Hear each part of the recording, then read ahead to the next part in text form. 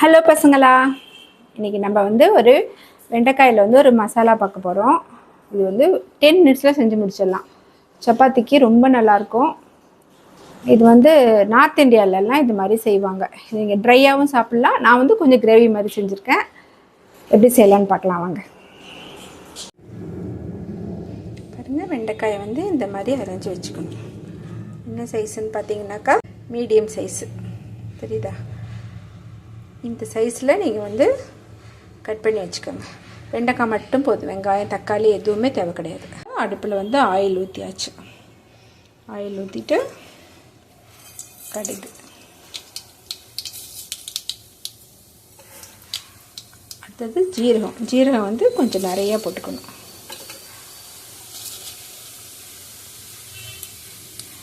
போட்டுட்டு அடுத்தது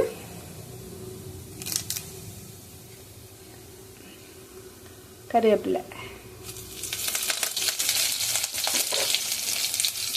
அதுக்கு அடுத்தது பெருங்காயத்தூள். அவ்வளோதான். எல்லாம் தாளிக்கட்டும். தாளிச்சு இப்போ வெண்டைக்காய் தூள்,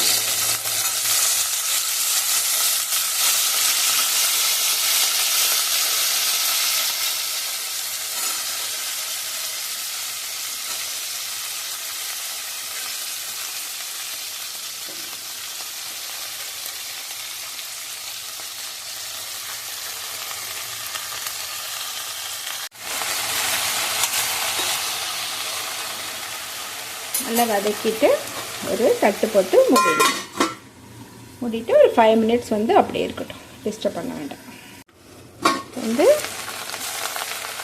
வெண்டைக்காயிலேருந்து நல்ல வெண்டைக்காய் ஸ்மெல் வரும்.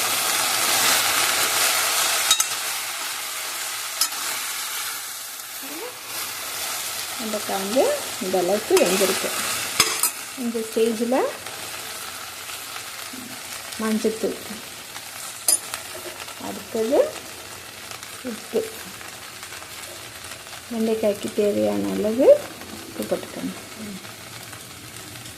அதுக்கப்புறம் கலந்த மிளகாத்தூள், மிக்சடு மிளகாத்தூள் இல்லைனாக்கா தனி மிளகாத்தூள் 1 ஸ்பூனு, மல்லித்தூள் 1 ஸ்பூன் அது போட்டுக்கணும். இப்போ இல்லை, நான் ஒரு 1/2 கிலோ வெண்டைக்காய் மாதிரி போட்டிருக்கேன். ஸோ 1.5 ஸ்பூன் போட்டிருக்கேன்.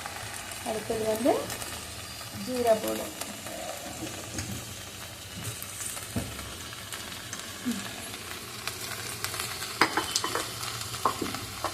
ஜீரா பவுடர் கொஞ்சம் நிறையா போடணும். அவ்வளோதான் பசங்களா, வேறு எந்த பொடியுமே போட வேண்டாம்.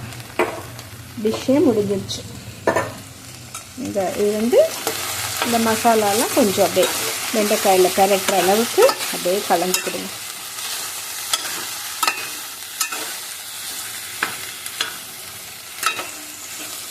கலந்து கொடுத்துட்டு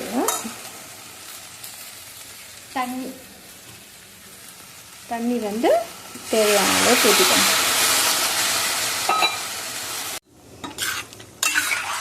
வெண்டைக்காய் 75% வெந்துருச்சு. இப்போ நம்ம சப்பாத்திக்கு தொட்டுக்க போகிறோம். ஸோ இன்னும் கொஞ்சம் தண்ணியாக இருந்தால் நல்லாயிருக்கும். தண்ணி ஊற்றிக்கோங்க. ஆக்சுவலி அங்கே இப்படியே தான் சாப்பிடுவாங்க. தண்ணியும் வெண்டைக்காயுமா கலந்து தான் சப்பாத்தி தொட்டு சாப்பிடுவாங்க. நம்ம இன்னும் கொஞ்சம் லைட்டாக திக்னஸ் வேணும் அப்படின்னாக்கா கொஞ்சமாக கார்ன்ஃப்ளவர், நம்ம இது கொதித்ததும் பார்ப்போம். கொதித்ததும் திக்னஸ் பத்தலைனாக்கா நம்ம கொஞ்சமாக கார்ன்ஃப்ளவர் கலந்துக்குவோம். இல்லைனாக்கா தேவைப்படாது. நல்லா கொதிக்கட்டும், பார்க்கலாம். கொஞ்சம் தண்ணியாக தான் இருக்குது.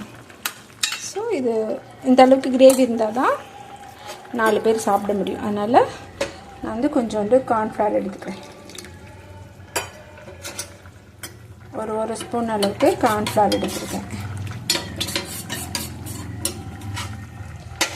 எடுத்து கரைச்சி அதை அப்படியே ஊற்றிட வேண்டியதான். ஊற்றிட்டு அடுப்பு ஹையில் வச்சுருங்க.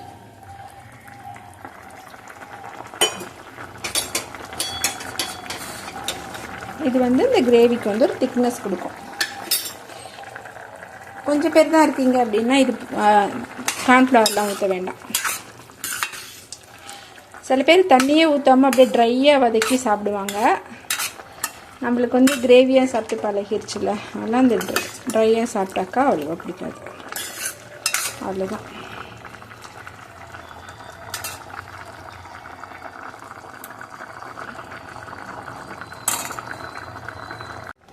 இப்போ வந்து கொதிச்சிருச்சு.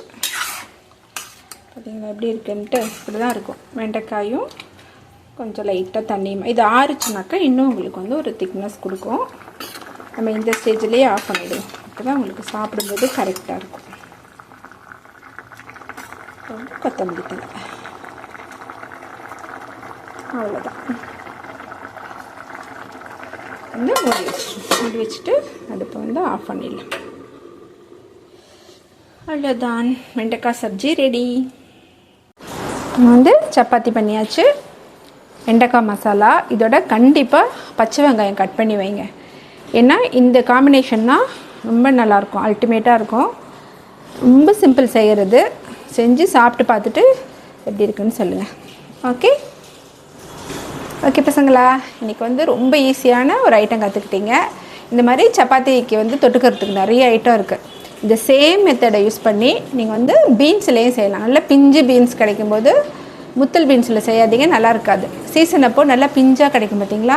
அப்போ இதே சேம் மெத்தட் தான் செஞ்சு நீங்கள் சாப்பிட்டு பாருங்கள், ரொம்ப நல்லாயிருக்கும். இதனால் வந்து என்ன ஹெல்த் பெனிஃபிட்னு பார்த்தீங்கன்னாக்கா, நம்ம குருமா அதெல்லாம் வைக்கும்போது இவ்வளோ காய் நம்ம வந்து சாப்பிட மாட்டோம். இந்த மாதிரி செஞ்சு சாப்பிடும்போது, அதுவும் சுகர் பேஷண்ட்டுக்கெலாம் வந்து வெண்டைக்காய் ரொம்ப நல்லது. சப்பாத்தியும் இந்த காம்பினேஷன் இருக்குது பார்த்தீங்களா, இதில் எந்த கெட்டதுமே கிடையாது. எல்லாருமே சாப்பிட்லாம். ஹெல்த்துக்கு வந்து ரொம்ப ரொம்ப நல்ல ரெசிபி இது. கண்டிப்பாக ட்ரை பண்ணி பாருங்கள். Okay, by.